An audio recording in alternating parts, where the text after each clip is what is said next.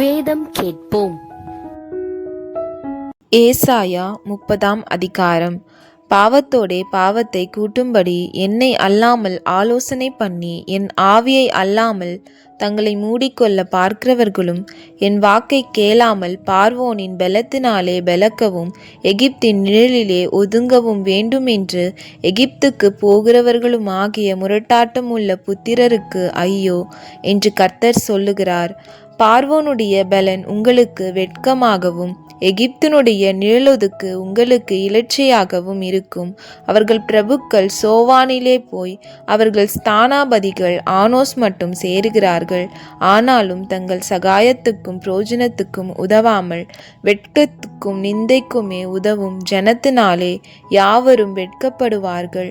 தெற்கே போகிற மிருக ஜீவன்களின் பாரம், துஷ்ட சிங்கமும் கிழசிங்கமும் விரியனும் பறக்கிற கொல்லிவாய் சர்ப்பமும் வருகிறதும் நெருக்கமும் இடுக்கமும் அடைவிக்கிறதுமான தேசத்துக்கு அவர்கள் கழுதை மறிகளுடைய முதுகின் மேல் தங்கள் ஆஸ்திகளையும் ஒட்டகங்களுடைய முதுகின் மேல் தங்கள் பொக்கிஷங்களையும் தங்களுக்கு உதவாத ஜனத்தண்டைக்கு ஏற்றி கொண்டு போகிறார்கள். எகிப்தியர் சகாயம் பண்ணுவது வியர்த்தமும் வீணுமாம். ஆகையால் சும்மா இருப்பதே அவர்களுக்கு பலன் என்று அதற்காக கூறுகிறேன். இப்பொழுது நீ போய் இது பிற்காலத்துக்கு என்றென்றைக்கும் இருக்கும்படி இதை அவர்களுக்கு முன்பாக ஒரு பலகையில் எழுதி ஒரு புஸ்தகத்தில் வரை. இவர்கள் கலகமுள்ள ஜனங்களும் பொய் பேசுகிற பிள்ளைகளும் கர்த்தருடைய வேதத்தை கேட்க மனதில்லாத புத்திரருமாயிருக்கிறார்கள். இவர்கள் தரிசனக்காரரை நோக்கி தரிசனம் காண வேண்டாம் என்றும் ஞான திருஷ்டிக்காரரை நோக்கி யதார்த்தமாய் எங்களுக்கு தரிசனம் சொல்லாமல் எங்களுக்கு இதமான சொற்களை உரைத்து மாயமானவைகளை திருஷ்டியுங்கள் என்றும் நீங்கள் வழியை விட்டு பாதை நின்று விலகி இஸ்ரவேலின் பரிசுத்தரை எங்கள் முன்பாக இராமல் ஓய பண்ணுங்கள் என்று சொல்கிறார்கள். நீங்கள் இந்த வார்த்தையை வெறுத்து இடுக்கமும் தாறுமாறும் செய்கிறதை நம்பி அதை சார்ந்து கொள்ளுகிறபடியால் இந்த அக்கிரமம் உங்களுக்கு உயர்ந்த சுவரில் விழ பிதுங்கி நிற்கிறதும் திடீரென்று சடுதியாய் இடிய போகிறதுமான வெடிப்பை போல இருக்கும் என்று இஸ்ரவேலின் பரிசுத்தர் சொல்லுகிறார். அவர்களை அவர் தப்ப விடாமல் உடையும்படி குயக்களத்தை நொறுக்குவது போல அவர்களை நொறுக்குவார்.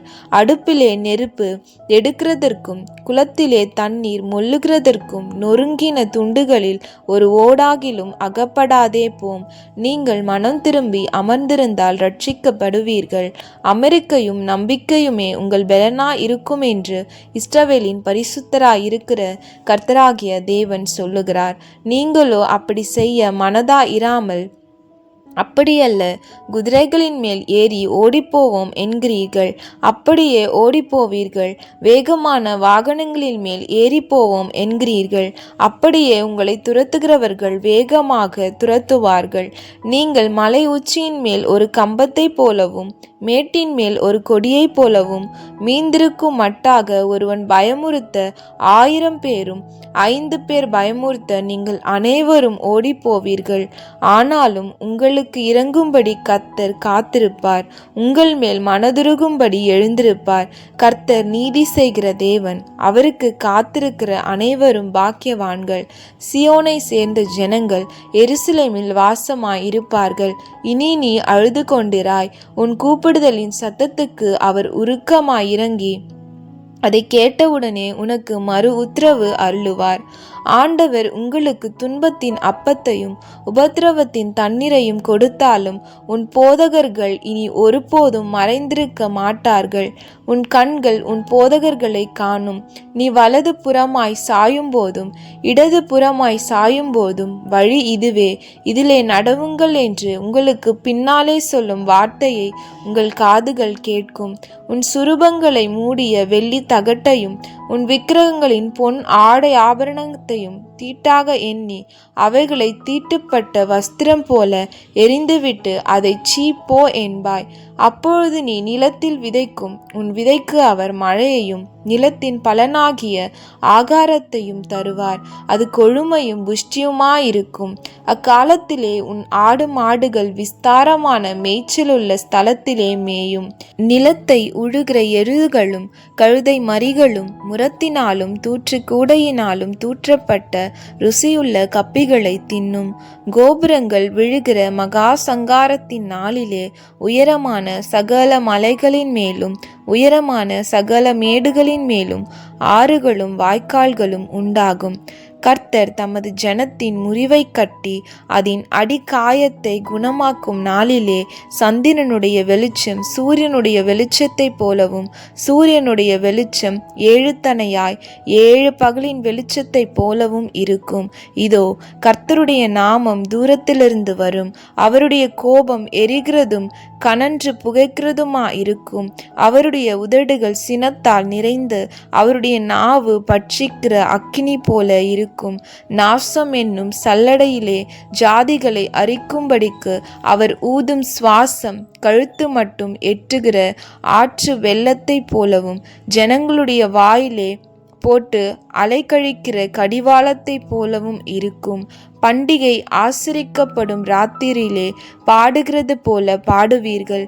கர்த்தருடைய பர்வதமாகிய இஸ்ரவேலின் கன்மலை அண்டைக்கு போக நாகசுரத்தோடே நடந்து வருகிற போது மகிழ்கிற போல மகிழ்வீர்கள். கர்த்தர் மகத்துவமானவர். தமது சத்தத்தை கேட்க பண்ணி உக்கிர கோபத்தினாலும் பட்சிக்கிற அக்கினி ஜுவாலையினாலும் இடிபெரு வெள்ளம் கல் மழையினாலும் தமது புயத்தின் வல்லமையை காண்பிப்பார். அப்பொழுது தண்டாயுதத்தினால் அடித்த அசீரியன் கர்த்தருடைய சத்தத்தினாலே நொறுங்குண்டு போவான். கர்த்தர் அவன் மேல் சுமத்தும் ஆக்கினை தண்டம் செல்லுமிடமெங்கும் மேளங்களும் வீணைகளும் அதினுடனே போகும். கொடிய யுத்தங்களினால் அவனை எதிர்த்து யுத்தம் செய்வார். தோப்பேத் ஏற்கனவே ஏற்படுத்தப்பட்டது.